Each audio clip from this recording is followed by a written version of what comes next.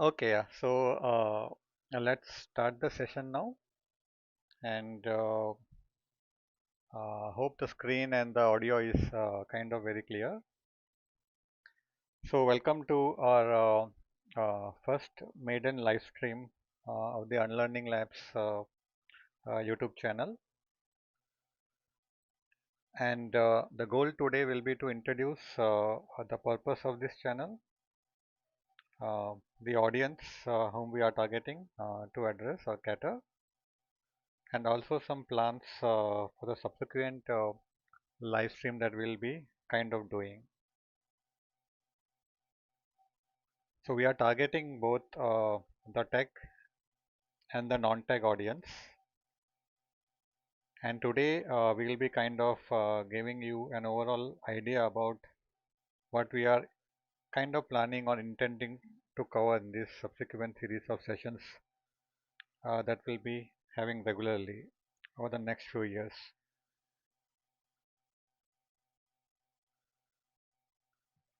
Now, most of these sessions will also be tagged to many of the YouTube videos that I'll be publishing and many of the open source learning materials that we are kind of creating in the form of programming katas as well. So, an overall, what is the goal that we have? This is what we need to kind of understand and discuss first.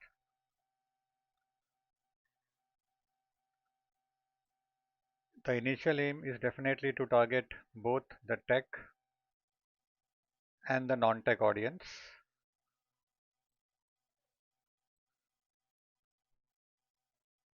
Now, just to confirm that my screen sharing is correct, I am hoping everyone is able to see what I am kind of drawing on this Yapidraw application, which itself is an application which has been entirely web architected based on many of the concepts that we'll be kind of talking and learning in these sessions.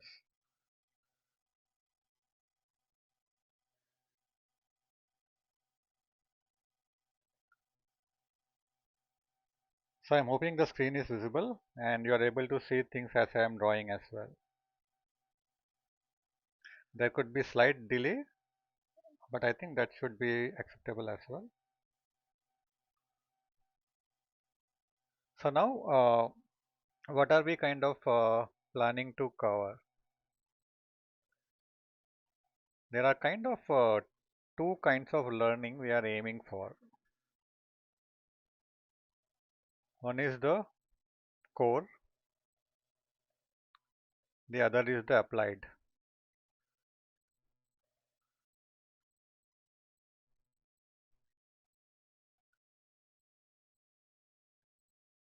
So these are kind of very two broad categories of learning that we kind of aim for. Core is specifically in areas mostly for the tech people to understand technologies from first principles so that they know the inner workings of the tools that they daily work with. And applied is kind of the other aspect of the coin wherein anyone interested in developing their own products and solutions with minimal coding knowledge or no coding knowledge can still use the AI tools efficiently. And these professionals can be anyone. They may be IT support, they may be a finance professional, they may be a marketing professional, they may be from media, they may be from advertisements, they may be from the art fraternity, they can be anyone. So this is kind of two areas where most of our sessions will be kind of looping around the core and the applied. There are other audiences that we will be targeting. I think they are the one who needs the most help and guidance, and these are the freshers. And this is where many have still issues figuring out the right choices, the right career decisions, the right kind of courses that have to kind of go through. Of course, there are a lot of materials. There are abundance of materials available on the internet, but many of them are pure marketing materials as well, enticing us to join the paid courses and things like that, which is not bad by the way, because some of the courses are really good.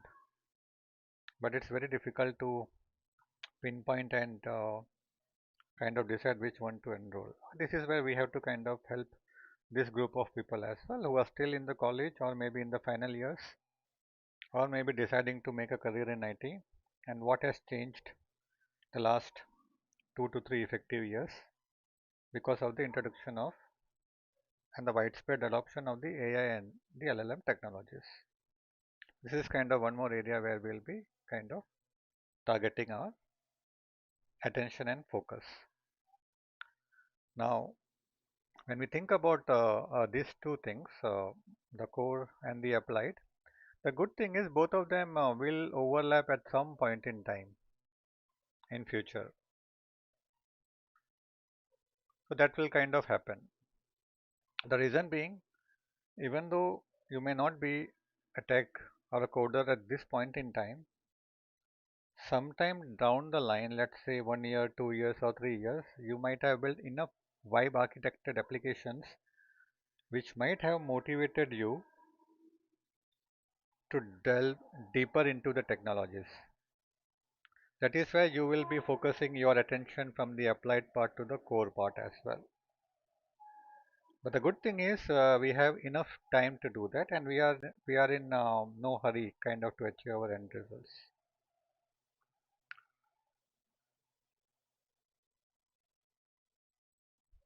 So let me kind of pick one block in here. First, I'll pick up the tech block. Now this is an area where things have changed a lot. So when I say things have changed a lot, the way we do the development have been completely inverted now. Initially, it was expected that we should be really good with all the languages and tools, the programming, the surrounding ecosystems. That is still true. That is still true, and we have to be more better with all these tools. But the timing has changed a lot now. Now the focus should be, of course, to develop expertise and to also reduce the time to market the product. So there are two things in here. Of course, we have to definitely develop an expertise, and also kind of in the process, we have to reduce the time to market the product. This is where we will have to juggle our experience and expertise. This is for the people who are already working in the tech industry. Some of them will be an early joiners. Some of them will be already an expert in their field with 10 plus years experience kind of. In fact, those set of audience will also have a lot of question about the way forward and the role of AI and ML in the day-to-day development that we typically do. Okay, this is where these workshops and webinars will be kind of helping them out as well. So on the other hand, from the expertise perspective, we have kind of people who falls into different buckets or different stacks kind of thing, if I may say. So just to kind of note it down in here. So broadly, if you take a look at from the enterprise perspective, there is .NET C# on one side of the game. Okay, and then there is kind of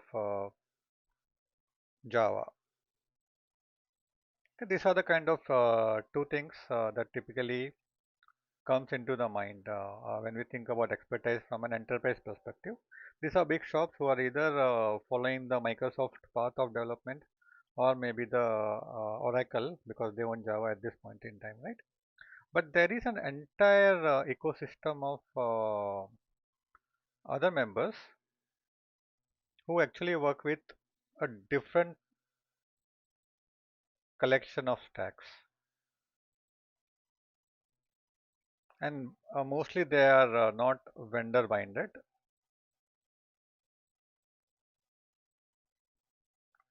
mostly.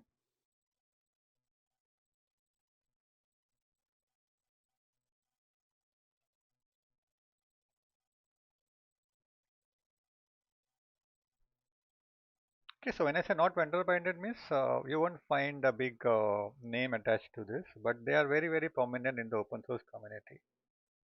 Now, at this point in time, most of the softwares are open source, right? For example, even the C Sharp, the .NET has a variations kind of thing.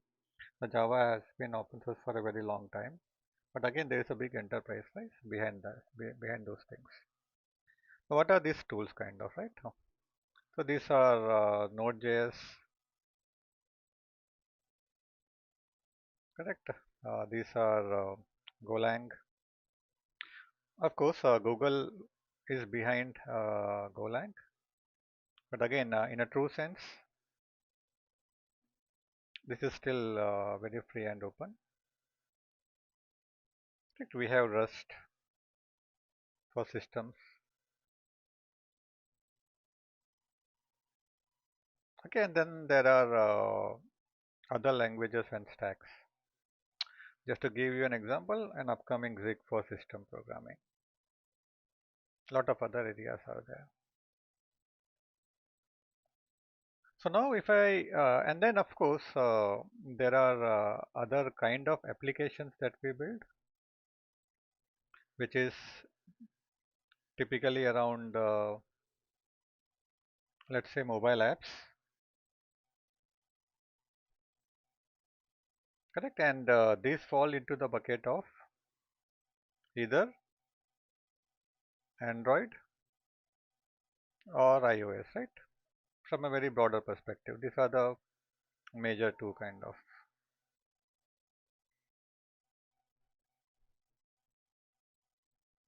So now if you take a look at this broad structure, you will see a lot of things in here, right, which is typically connected. And then there is another set of audience who are into visuals, graphics, and games. Again, the actual tech stack might be one of those things that we kind of already put down in here. Now, there is one tech stack which is very common across most of the things that we do. Again, we cannot escape from this, which is nothing but JavaScript. As long as we are building for the web, JavaScript will be there for a very, very long time, even though WebAssembly might play a little role in optimizing it. Okay, it will be optimized by something called as WebAssembly or WASM. So this is one area where there are a lot of changes that is happening when you think more from a front-end perspective. So now just to give you an example, so if you think about JavaScript, right, React comes to our mind, Solid JS comes to our mind. These are the prominent front-end libraries and framework. And then there are Angular, which was very and which is very famous still. This is also kind of supported by Google initially and still probably I'm assuming. Then there is Vue.js, and then there is Svelte. The reason I'm putting all these things down here is the moment you take a look at this ecosystem, right? This is still hardly 5% of what I'm kind of discussing in here, right? You'll see there are a lot of moving pieces in here, right? So how will you ever kind of achieve mastery in all these things without kind of delving deeper into all these things individually? That is kind of an idea of what we call as first principles learning.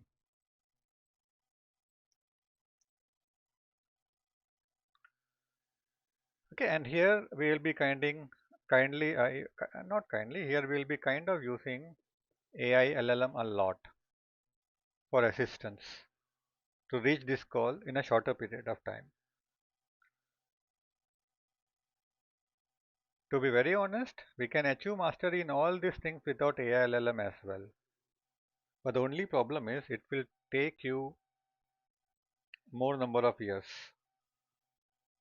than we have in our hands. Okay, this is where AI LLM plays a very important and significant role. And this is also where the terms like vibe coding comes into play. Okay, now we don't prefer vibe coding, okay, but we will prefer a different term typically because vibe coding generally indicates things that you do for personal projects and personal activity, and you are the only user using it unless you are a very expert vibe coder. Okay, but vibe coding is a good way for a non-tech member to get familiarized with the technology and the outcome that is achieved by following it systematically. What we will prefer is something called vibe architecting. Okay, of course, these terms will change eventually. For now, I'm calling it vibe architecting because simply changing the term changes the mindset. The moment we have the word architecting in here, that essentially means we are thinking more, right? And thinking is what humans have to do, right?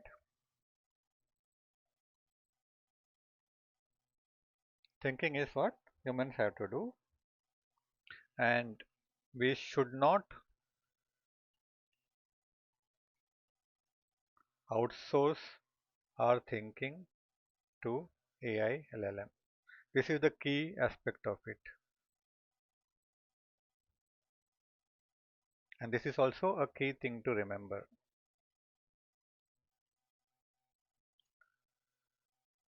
So, the overall idea of these sessions is to help both the audience, the tech and the non-tech, to eventually build an application with vibe architecting using whatever tool they have in their hand and have enough confidence that will allow you to deploy this application to production. Because unless you cannot deploy it to production, none of these things helps out. Okay, and this is where all the further discussions will come into play as well. Now, there are a lot of other smaller aspects to this that we'll be seeing in individual webinars that we'll be having. But I think from an overall perspective, this gives a very good picture from a 10,000 feet to understand what we are getting into. Of course, there are more things actually kind of. So just to complete this discussion, let me kind of come back and put in certain things in here so that we know there is something like this in place which at some point in time might haunt us. Okay, so we need to understand cloud. We need to understand DevOps. I think these are the two important things that will bite us. So this is also very important and very essential to know. Okay, at this point, even if some of the members are not familiar, that's okay because that is where AI and LLM and vibe architecting and learning from first principle will help us learn this very fast. Okay, and then there are other things when we do development. So many of the developers are already familiar with this. There are common patterns and practices, correct? And this typically comes into principles as well.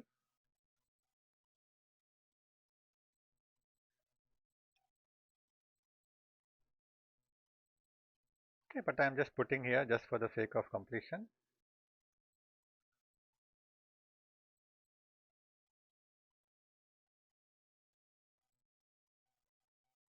Okay, then there could be Cloud patterns.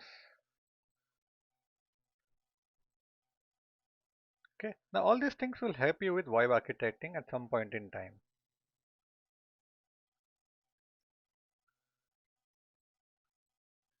And there are more. I'm just putting whatever comes to my mind at this point in time, but these are the absolute kind of basic. And of course, the more critical part is the database patterns.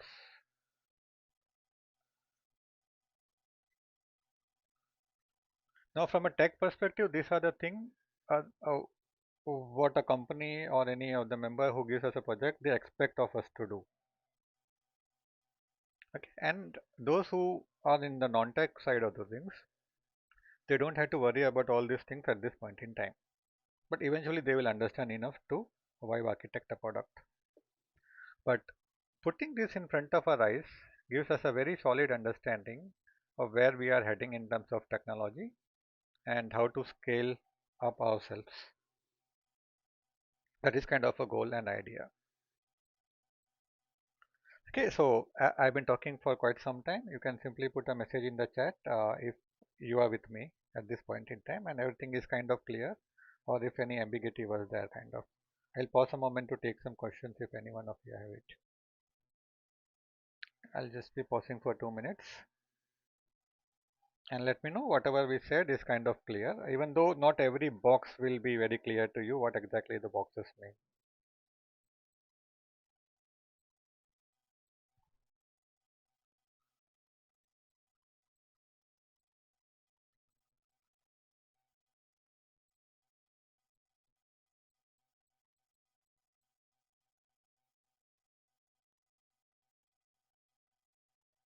Can anyone confirm if any questions or everything is kind of clear and you are able to hear me also?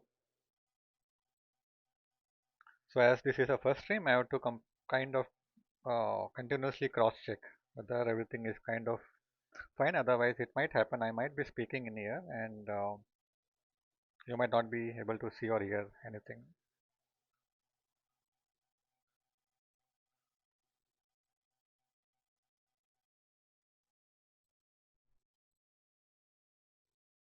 Okay. So I'm getting some responses. That's an indication that everything seems to be good so far. So let me kind of summarize what we discussed so far and again come back to it. So our idea is to target multiple audiences, tech and non-tech. Of course, the goal with the tech will be different and the goal with the non-tech will be different.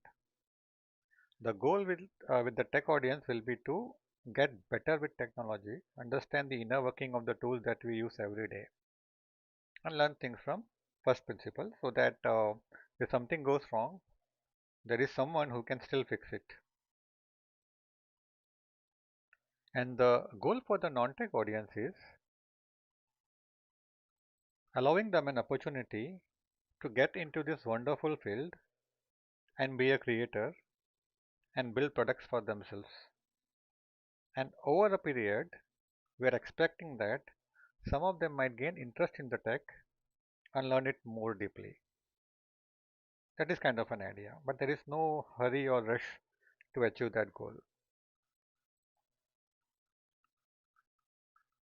Okay, and how to achieve all these things we'll be kind of discussing as we progress in this webinar and the subsequent webinars.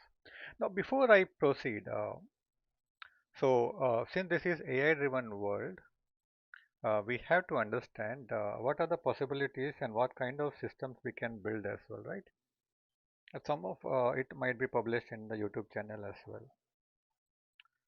And it is very critical to understand because we see posts on the social media that people are talking a lot about things, but they are not actually seeing what exactly is being built and also what actually is kind of working in some production systems as well. So there's a lot of talk and post, and but there is very little meat to it. So just to keep your interest alive and to understand what all things can be done, I'll be demonstrating some of the quick products that we have vibe architected. And that will give you an idea about all the varieties of things that will help us achieve near 100% perfection. I'll say near 100%. The reason I'm saying near 100% is because it's actually working, and near because the code has been generated by the ALLM, and eventually we have to learn about the code, right? So we say code is cheap at this point in time, but it is not actually. It creates a lot of liability as well. A single prompt generate 1,000 lines of code, right? It might work, it may work, but it might also break at some point in time. And the idea of learning from first principles is to enable us to be ready when that time comes up.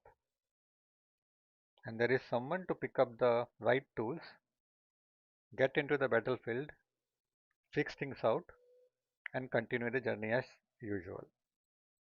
That is kind of an idea of learning. Because some people will still think, what is the use of learning technology in deep if AI can do everything? That is a very common question. And this question haunts many of the freshers also, or many of the people who are still doing the studies.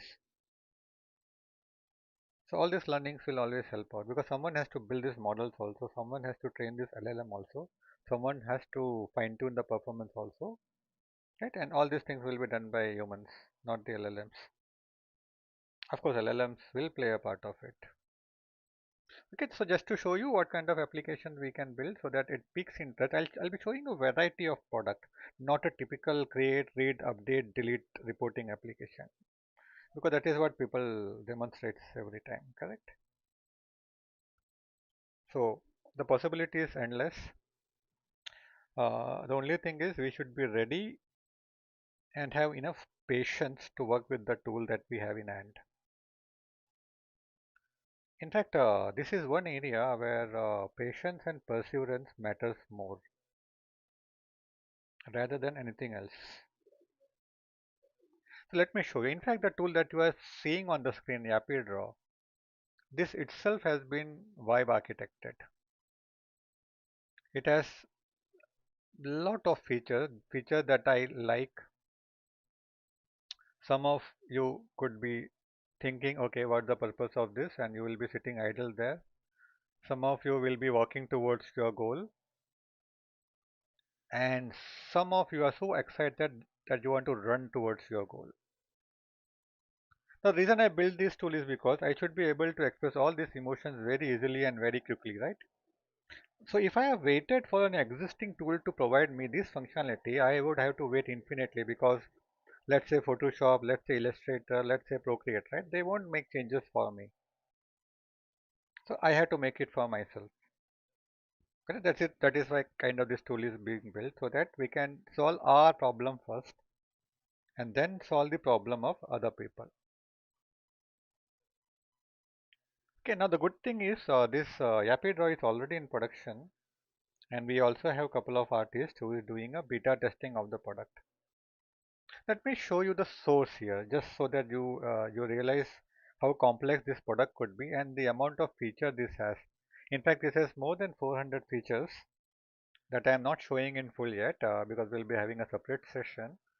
Uh, uh, but that will be very interesting once you see it.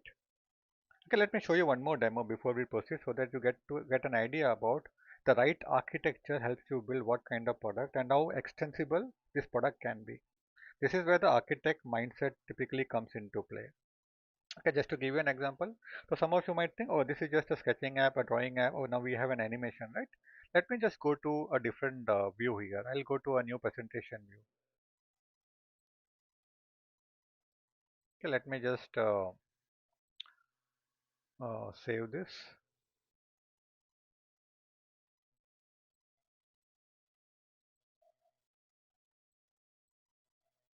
Okay, I'll just save this.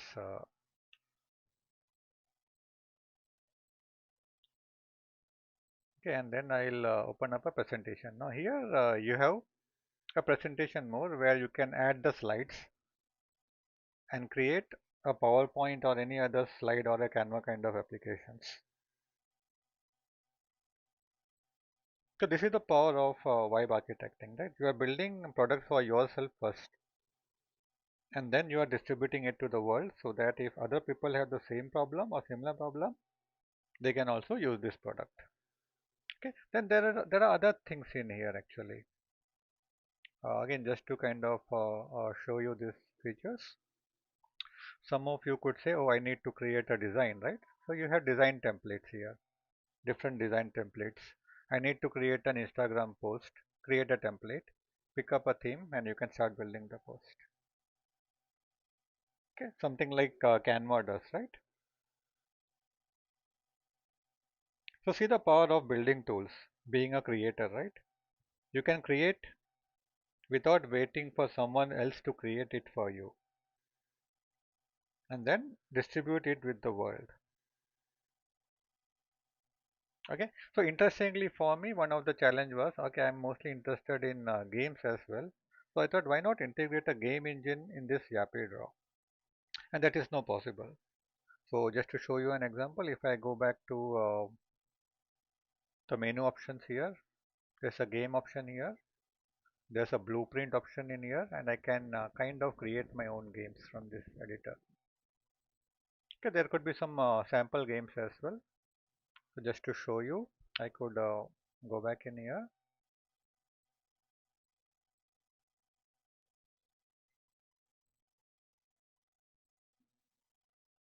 and let's say, let me check if any games have already been built or not.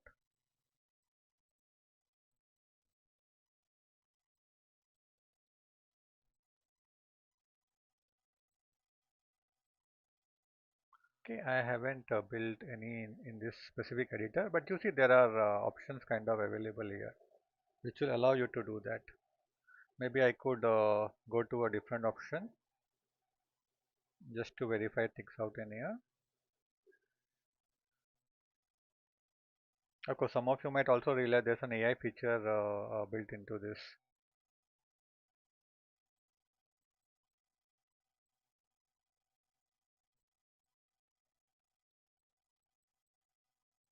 Okay, there's also a code version here where you can kind of control this game with the code. Example, I could load an existing game and start playing it.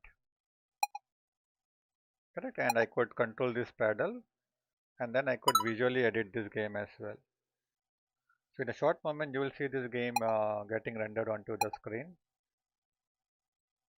So this is the power of architecture.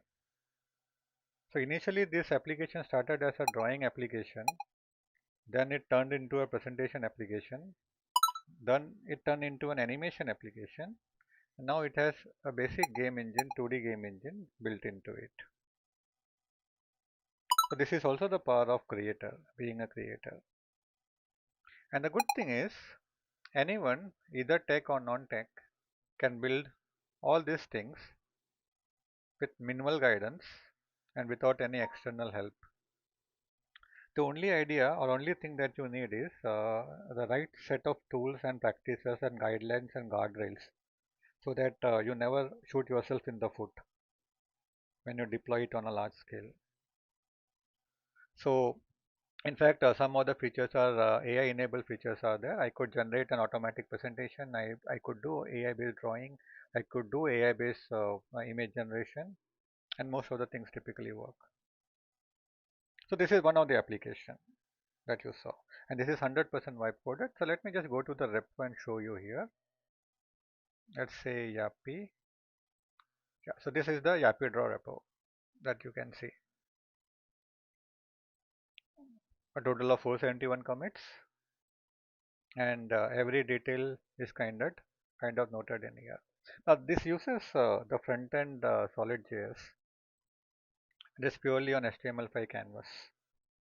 Okay, I'll be sharing all this repo details just so that you go through the code, those who are tech, and kind of understand the complexity, understand the architecture behind the product, so that you can actually build a product that is kind of very extensible. You're not hard coding anything. You're putting the right design patterns and principles in place. Okay, this is the first product. Okay, 100% architected. The second product is happypaint.art. I'm showing you two art projects first. Now this is kind of a replacement for me for Adobe Photoshop, Krita, and let's say Photoshop, and you get all those features that you typically expect of a drawing tool and more. I need to brainstorm ideas very, very quickly, right? So all those things are kind of possible. So this is kind of the power that you have when you start building these tools and products. Okay, I could build thumbnails very, very quickly and brainstorm ideas, correct? And keep working with these things. Okay, very handy, and you can start brainstorming things with this. And this is very complex project. This is not a simple one. The difference being YapiDraw is a vector based and Happy Paint is a raster based. So typically, Happy Paint targets the digital artist, and YapiDraw also digital artist, but more for vector illustration, logo design, and all those kind of stuff. And vector animations. If you have played Flash games in the back, when a long time back, right, when it was available, you can do all those things with YapiDraw. And this also has an animation engine baked into it. Again, 100% open source and 100% web architected. Okay, so if you can build one product, you can actually build multiple product. Okay, so this repo is not yet publicly available. I will be sharing that very soon. I'm just cross-checking which one is available here. So far so good. At this point in time, you saw two application here, right? And both are kind of the drawing applications in here. There's a third one in here. Okay, let me bring up the app, and it's called tinyfly.app. So this is a dedicated animation engine. Again, 100% web architected. Okay, you can quickly build animations, and you can then share it with your social media. You can create templates. You can see the preview. You can kind of customize it, and you can build these cool animations very, very quickly in Tinyfly. And then you can also use some dedicated templates to achieve that. Okay, again, this has a lot of customizations. I'm not showing you all the options yet, but this gives you a very, very uh, good peek into what is kind of possible with web architecting. Okay, and these are again, as I said, not a simple project. Okay, and all these things has a common patterns in place. So for to make this live, right, there has to be an element of confidence and an element of confidence, and also kind of have that belief that this will actually work in production. Of course, this doesn't mean this application is perfect in all the sense. It might have bugs the way other traditional products have. But the good thing is those bugs can be very, very quickly fixed because the code that is generated is exactly how we want it to happen. So you have to train your LLM to understand your mind and generate the code based on the experience that you have and based on all the best practices that you accumulated over the period of time. So that when you deploy that first project in production, you have the confidence that it will last for more than a day. That is kind of an idea. And that is the reason also I am showing all these products. So our channel's entire goal is unlearning, right? So in the process, we have to unlearn a lot of things and also learn a lot of new things as well.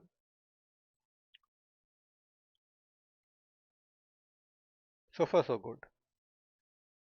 Now let me show you one more project now, which is typically a large enterprise project, just to kind of shift the scope of application from a very visual graphic complex application to a domain which is complex in different terms, in business terms. And for this, I'll actually open up my VS Code and show you, because this is still in development. So you can see the raw artifact of how that is being aligned, arranged, and kind of constructed as well. Of course, there are many projects, but I would like to show this one big projects kind of thing. So I'll go back to the VS Code for a moment.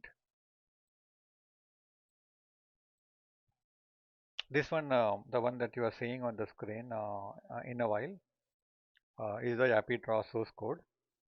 Before the demo, I had a bug, so I just fixed the bug again with Claude and kind of deployed it. So the deployment was very fast. I saw a bug. It took me 2 minutes to deploy it, fix and deploy it kind of. Okay, that is what this architecture-driven development allows you to do. Okay, but let me just shift to a different repo for now, so that we can see the complexity. Okay, this one is an ERP project that we are building internally at Algorithms. Now, ERP is a very big domain, lot of complexity is there, and there is more than 15-20 modules, and it's not very easy to develop a prototype. A prototype will take at least 8-9 months to develop. I'm talking about prototype. And to build a real application takes at least couple of years. Okay. Now with LLM and with architecture driven coding, a working prototype was kind of constructed in about 20 to 30 hours. Let me show you this application in action first. The first thing I'll do is start up my server, just so that you can see this in action. So it will start up Postgres and RabbitMQ and messaging and all those things, because there are a lot of architectural backend stuff in here going on. And my application is kind of running on 9273 port, right? This is the port 9273. So I'll go back to my browser and type in localhost 9273. And you'll see the application coming up. And now if you take a look at this application, you will see there are a lot of modules in this. You have a module for manufacturing, production planning, work order, job card creation, the bill of material. You have selling, you have stock maintenance, you have buying, the purchasing, the purchase order, you have accounts, right? Right up from your journal entries to ledgers to balance sheet to trial balance and other stuff kind of thing. You have asset management. Then there are some core stuff that is enable us to customize for different tenants when you open this as a SaaS product, correct? Then there is geo setup, the currency, multi-currency. Now, if you think about it, there are a lot of features in this application, and all the features are kind of working 100%. And it has a backend, it has a front end. The backend is Postgres. It has a messaging queue. It has a Redis cache. The front end is Solid.js, and everything is customizable kind of. But think about this. You're building an entire ERP application, prototyping it from idea to implementation, and not only prototyping, a working prototype that understands all the relations between different entities, and it's kind of dynamic. And you wipe architect in 20 hours for a demo. How cool that could be, right? So now this is a different application from the Yappy Draw, the Happy Paint, and the Tiny Fly. The complexity here business, right? So how do you solve this problem? So at the end of the day, remember I told one thing, right? You should not, you should never outsource your thinking. So this is where our approach to development typically comes into play. Thinking still has to be done by the humans. You have to do your homework first, and then set up your prompt, the coding infrastructure, the guardrails, the skills, and all the checklist that is needed to build an application. So that when the Claude, anti-gravity, or other tools churn out your code, you can do your work in the free time which you enjoy kind of, right? So AI based development saves time and enable you to do your personal work also. That personal work could be anything. You can upskill yourself as well. Use it somewhere else. But the goal is you have to use it effectively. Otherwise, what's the point of AI, right? If it's not saving anything, it has to save something. For businesses, it will reduce the cost, it will improve the processes. That should be the goal of the business. The goal should not be to reduce the number of people doing the job. The, the goal should be to realign the jobs and responsibility so the people can concentrate on things where it matters the most and let AI do the mundane work. That is kind of an idea. I hope this gives more context to the LLM driven or AI driven development or vibe architecting, right? And you saw 3 or 4 different kinds of application, all very, very complex, not at all simplest application that you have seen. This is not a one-page application kind of. Okay, let me show you some other engineering aspect that is possible because of LLM. Okay, this is I'll directly kind of show it on the GitHub pages itself so that you understand what you do. So I'll go back to my GitHub repo and let me show you SQLite repo here. So this SQLite. So those of you who are from the tech background know that SQLite is one of the most common database used on the portable devices, right? This is originally written in C. Now with LLM, if you see here, you see Zig here, right? I ported the entirety of the application in Zig from C, an engineering effort. If someone could attempt to do this manually, it would take at least 6 months or years of work. And that too, if the engineer who is doing this understands database engineering at a very deeper level. But with LLM, it was a matter of 36 hours, roughly maybe, including testing, ensuring that everything kind of works. All the test cases kind of pass. Now, was this possible before ALLM? Definitely not. It was possible, but it would have taken years of efforts and man hours. That has been drastically reduced. Now, all this thing doesn't mean that this was possible because some good engineers built this product in the first place, right? For the original C authors, the authors of the SQLite kind of thing. And we are kind of just standing on the shoulders and kind of learning and implementing it. So all due credits to the original authors there. But the possibility is immense. Similarly, let me show you something that is very, very live at this point in time. We are using a lot of AI LLM to upskill ourselves, both internally and externally as well. Okay, that is where you will see the channel that we have, right? The Unlearning Labs channel itself, which you kind of connected to. The entire goal of that channel is all about demystifying the technologies. That is where different katas are coming up. Katas are nothing but small coding examples to understand the concepts. Okay, the first one is already published for the React, but there are certain rules to understand the katas. The katas are meant to be coded. Just to give you an example in here, if I come back to my repo and let's kind of go to, let's say React, right? React is what many people uses for front end. And I open the React katas. So there will be a live playground here. I'll open this live playground. And depending on what your goal is, you can come back to the kata and start learning and exploring this. So the idea of the kata is to read, understand, try out the playground, and then come back to the Unlearning Labs channel and watch the video to get more opinions. So the moment you complete all these 46 lessons, you will have enough knowledge that a senior React engineer is expected to have. That is where the kata-based development comes into place. So these are all open source and you are free to use it, and those who are not connected to the YouTube channel, you can connect back and watch out for this new katas getting published as a video format as well. This will help you speed up the learning.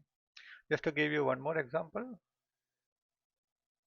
I could come back in here and let's say you are a non-tech and want to understand how JavaScript works.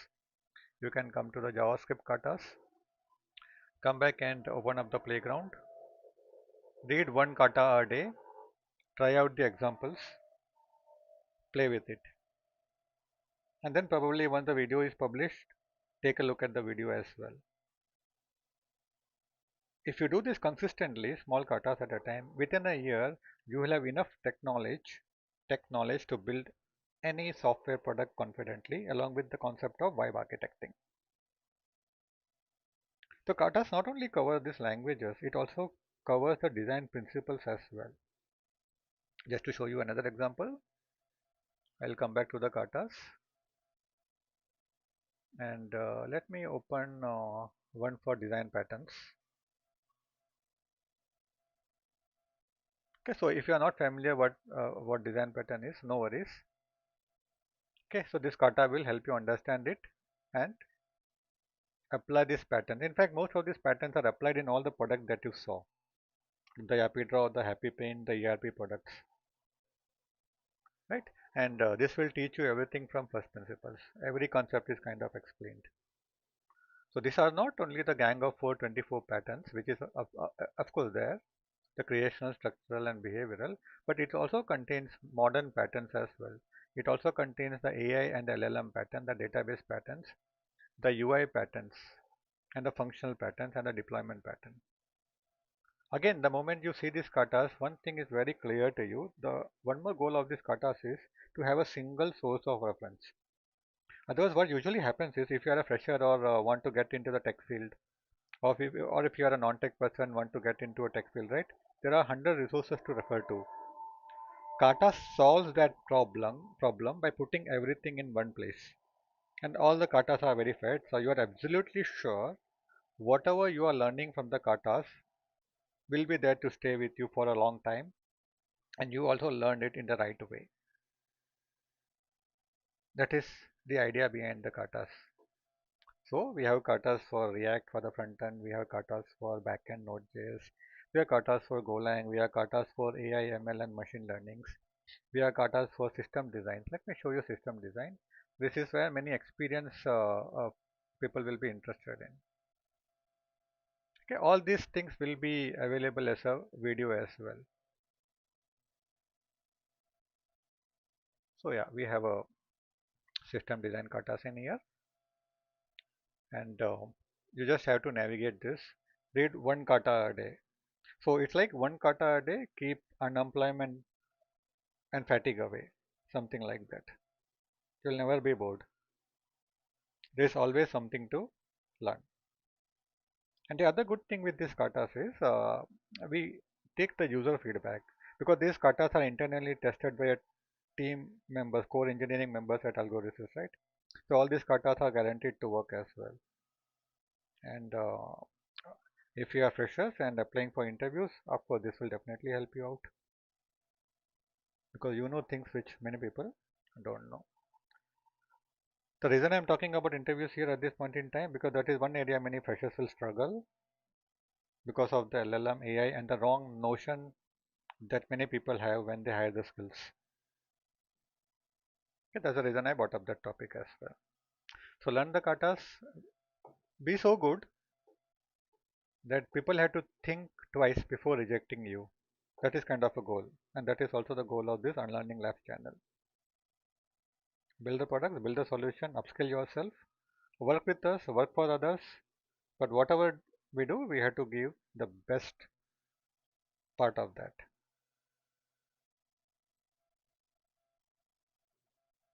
Okay, and as you do this, you will also learn a lot about AI, LLM, Agentic AI in the process. You will learn a lot about AI, ML, because there will be katas. You will be learning a lot about the internal tools that we have developed for building LLMs.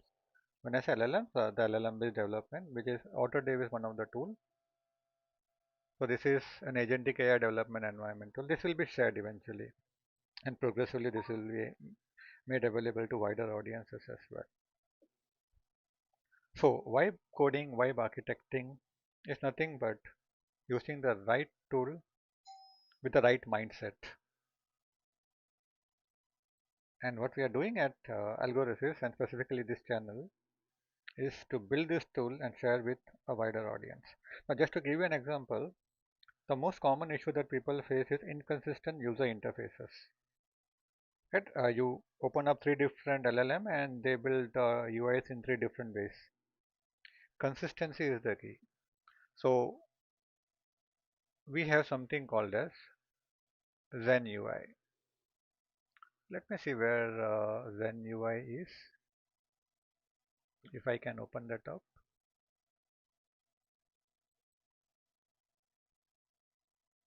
Okay, so this is Zen UI. The reason for the existence of Zen UI is we don't have to think about this user interface problem and we shouldn't be worried about whether the LLM created the right code or not. We should be confident of the code that is created. Right now, the Zen UI is available for React. It's available for Solid.js. It's available for vanilla JavaScript as well as web components. And also, it will be coming up for Vue.js and Svelte as well. Just to show you, I'll open up the React demo, and you can see the amount of component that it has. So there are simple components, there are complex components, there are a lot of components that takes a lot of time to build. And each of these component is tested. Each of these component is accessible and everything is kind of readily available. If you need a Gantt chart, use a Gantt chart component. In vanilla JavaScript, in React, in Solid.js, in whatever front-end stack you use.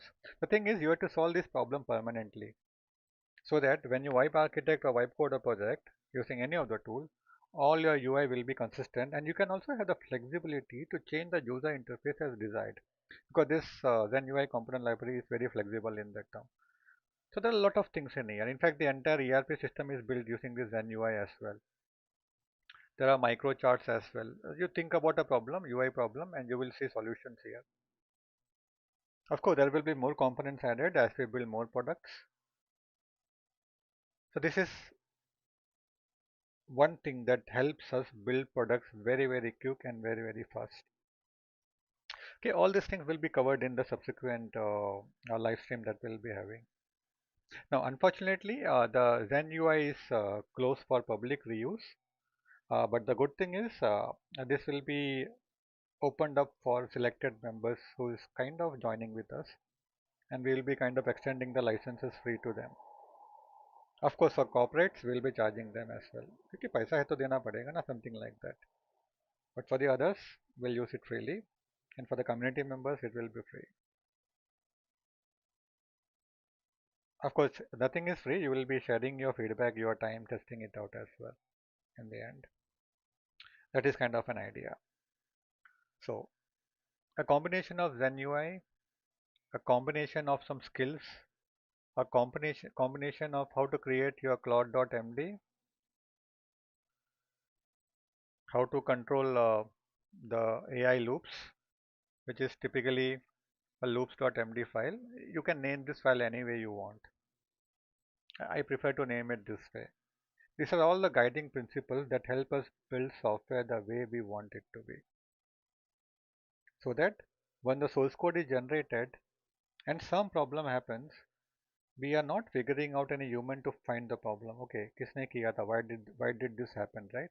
We own the problem and we will be able to fix it as well. That is kind of an idea of web architecting.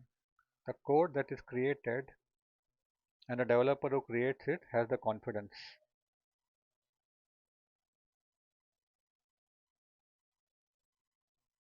And in the process, we will learn and unlearn a lot of things as well as part of a LLM driven development. So let me come back to the whiteboard one more time. We'll come to Yappy Draw.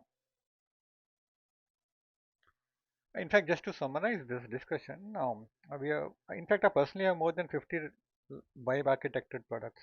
I have only showed you a few because I don't want to overwhelm the first webinar with a lot of web architected products. But that is the power.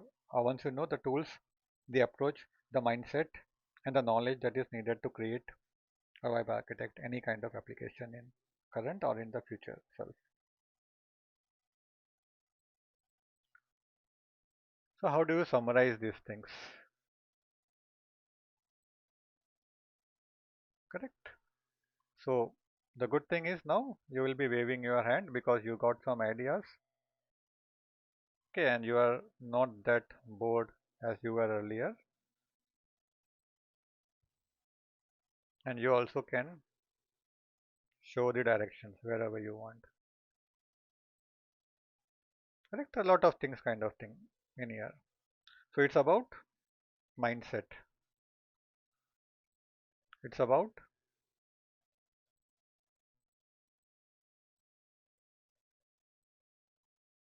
thinking.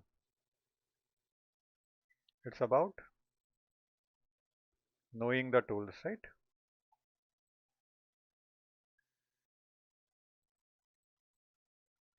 It's about building the skills.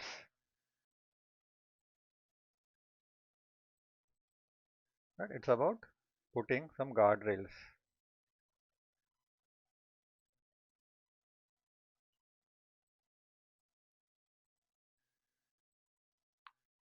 It's about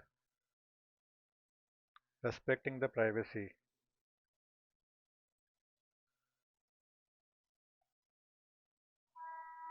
It's about securing your application from external threat.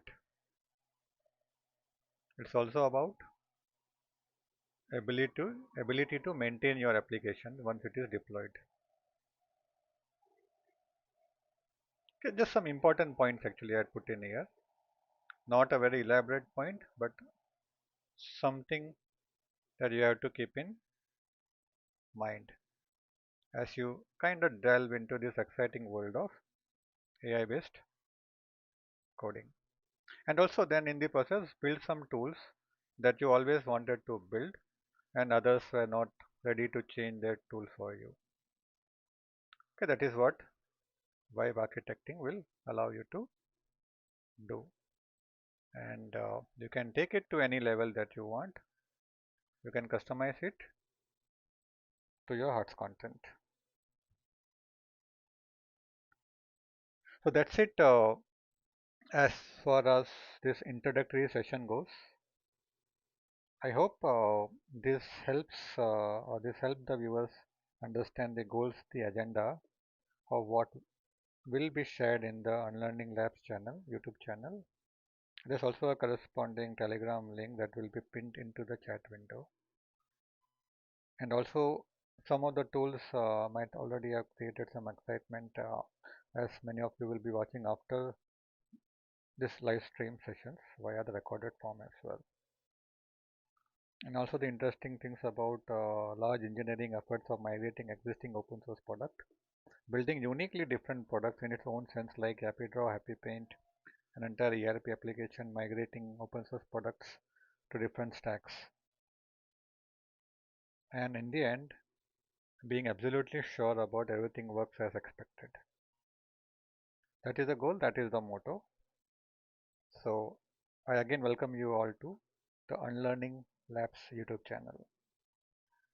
So thank you for your time and I really appreciate you all joining in the short notice. And many of you have requested to make the recordings available. So this will be available post the stream and after some editing the same channel as well. So that those who have missed the sessions can go back and watch the sessions as soon as it is available. So thanks once again for your time and I hope this 1 hour was kind of useful and insightful and some of you might have got some idea in the process as well. So hope to see you all and more people in the future audiences. I'll be here for a couple of more minutes to watch the chat. In case if you have any queries, this is the right time to put your messages across the chat window. You can also put it after the session as well. Thanks once again and I'll be there for 2 or 3 more minutes. So if you have no questions, you are free to leave the stream as well. Thank you. Take care. Have a nice day all.